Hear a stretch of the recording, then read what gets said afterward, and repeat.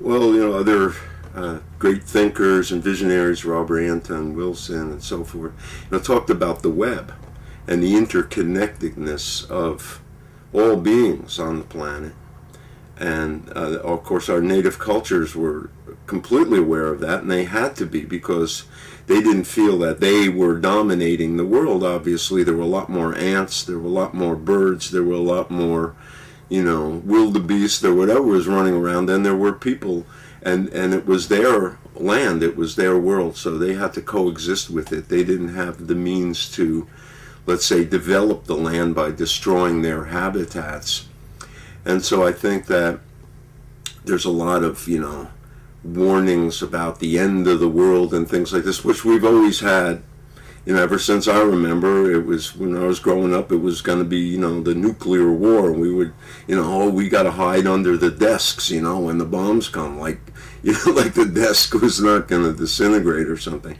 So there's always been that. And then if you go back in cultures, there's always been, this idea of the wrath of the gods, Kali, and, that this dark force or this destructive force would take over once again. It's because it's a cycle.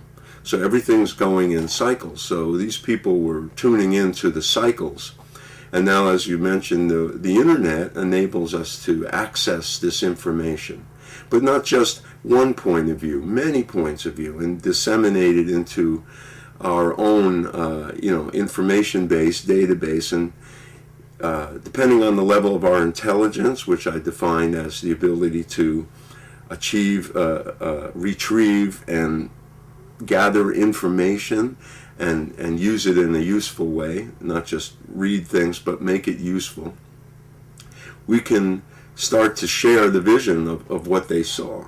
So it's not that it's just the Mayans, it's all of the cultures. The Aborigine people, they say that, they use an expression that the white man is doomed.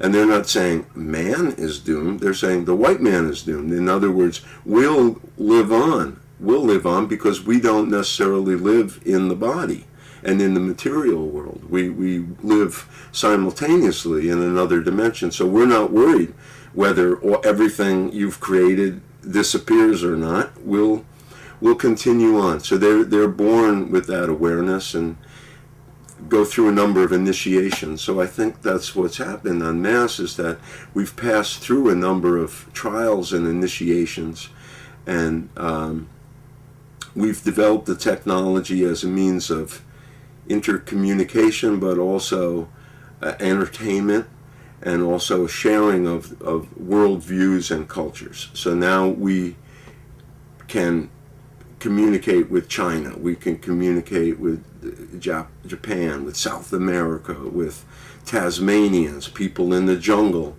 have, iPads, and I mean, they have cell phones, and so it's like an amazing thing that's happened.